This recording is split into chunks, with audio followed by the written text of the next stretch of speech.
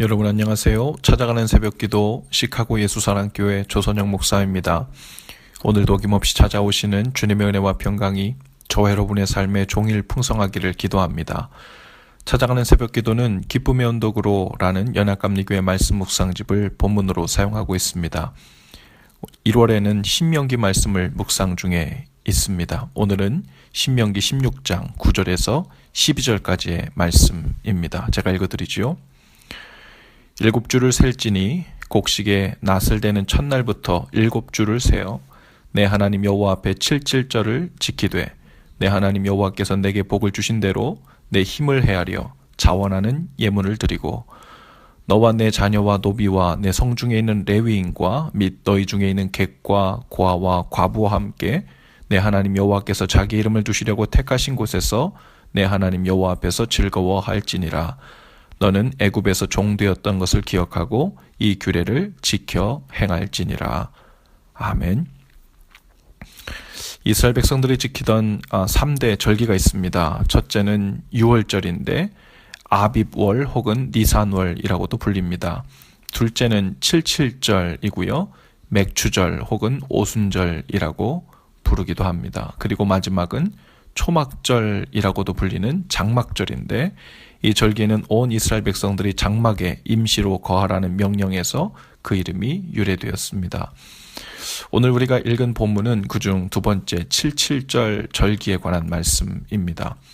이 77절을 지키는 방법을 구체적으로 두 가지로 명령하고 있는데요. 첫째는 10절의 말씀처럼 추수를 하기 시작한 그 첫날부터 시작해서 7주간 지키는 절기이고 그 주신 것에 대하여서 힘을 헤아려 자원하는 예물을 하나님께 드리는 것이라 했습니다.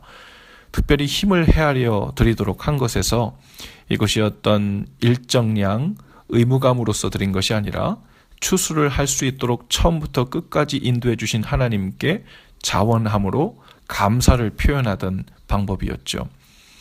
두 번째는 11절에 기록된 것처럼 성 안에 있던 레위인, 나그네, 고아, 과부 등 가난한 사람들을 초청해서 함께 먹고 즐거워하는 것이었습니다.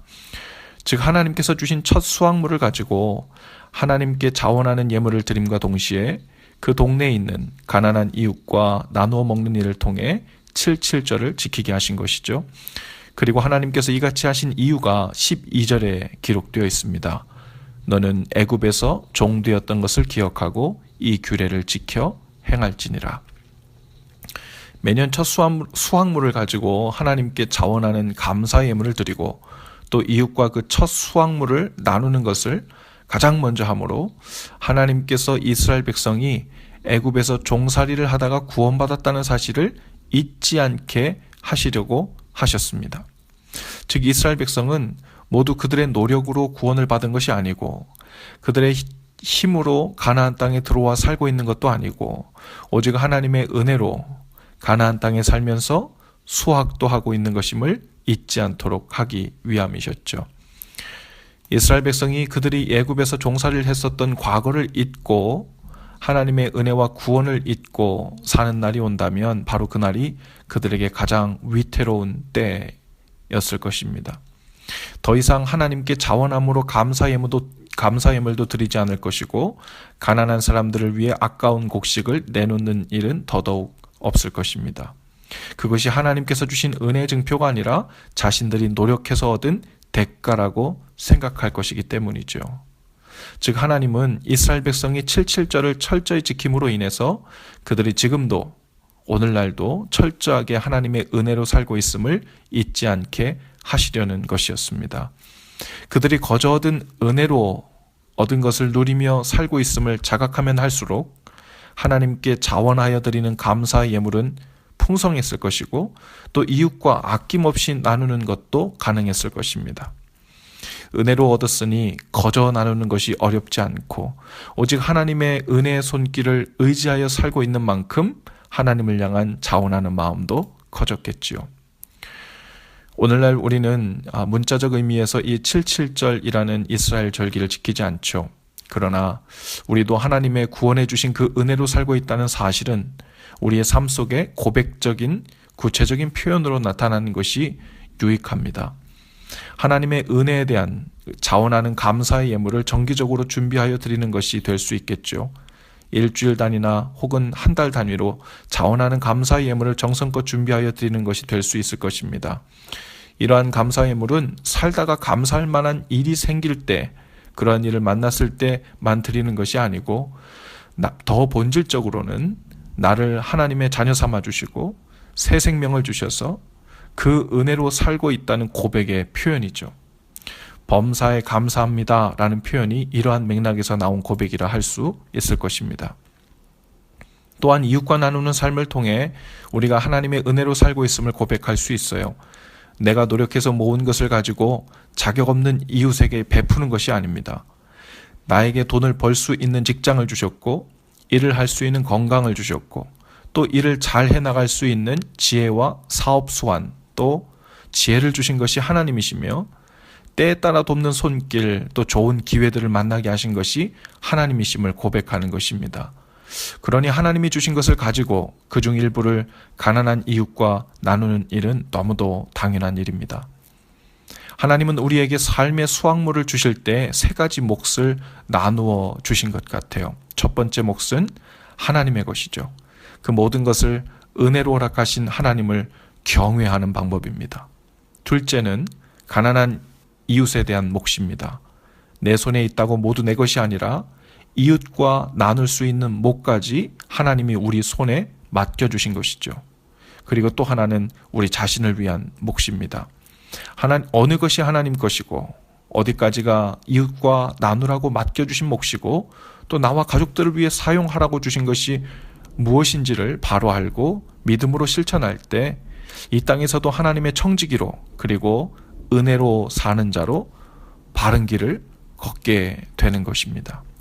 이 땅에서 가장 어리석게 사는 사람은 내게 있는 것이 모두 내 것인 줄 알고 사는 사람입니다. 가장 불행한 사람도 내가 노력한 만큼만 내가 수확해서 살고 있다고 자신하는 사람입니다. 그러나 하나님의 은혜로 살고 있는 사람은 하나님을 향해 이웃을 향해 감사와 기쁨으로 흘려보냅니다. 그리고 그 흘려보낸 것만큼 혹은 그 이상을 다시 흘려보내주시는 분이 하나님이심을 아는 거죠. 이 땅에서 하나님의 은혜를 맡은 청지기가 하나님 나라의 일을 잘 수행해주면 하나님은 더 믿고 신뢰함으로 더 많은 것을 맡기신다는 것을 성경에서는 거듭 우리에게 강조하고 있죠. 무엇보다도 오늘 하루를 하나님이 거저주시는 은혜로 살고 있다는 것을 아는 사람은 그 삶 자체가 여유가 있고 안정되어 있습니다. 내가 내 삶을 안정시키려고 하면 할수록 더욱 불안정해집니다. 완전하신 하나님을 믿고 그 은혜의 흐름 속에서 사는 사람은 복이 있는 사람이죠. 그 사람은 복을 받고 복을 흘려보내는 통로로 쓰임받기 때문입니다. 우리는 모두 은혜로 살고 있어요. 오늘도 저와 여러분의 삶 속에 은혜로 사는 증거가 더욱 풍성해지기를 바랍니다. 그 증거가 이미 있다는 것을 발견하고 또 더 많이 발견하게 되는 은혜의 눈이 열릴 수 있기를 바랍니다. 또한 은혜로 사는 증거로 하나님을 향해 이웃을 향해 감사와 기쁨으로 드리고 나누는 삶이 넉넉해질 수 있기를 주님의 이름으로 축복합니다. 기도합시다. 주님, 오늘도 철저히 하나님의 은혜로 살고 있음을 믿습니다. 그 은혜로 오늘을 살고 있으며 학업과 직장에 나가 일을 하고 있으며 또한 우리의 소중한 가정을 이루고 있음도 믿습니다. 은혜로 사는 증거와 구체적인 고백이 우리의 삶에 끊이지 않고 계속되게 도와주옵소서. 우리에게 은혜 안에 사는 법을 가르쳐 주시고 그 안에서 은혜의 선순환이 우리의 삶 속에 시작되도록 도우시옵소서. 예수님 이름으로 기도합니다. 아멘. 여러분 오늘도 예수 사랑으로 화이팅입니다. 내일 아침에 다시 찾아뵙지요.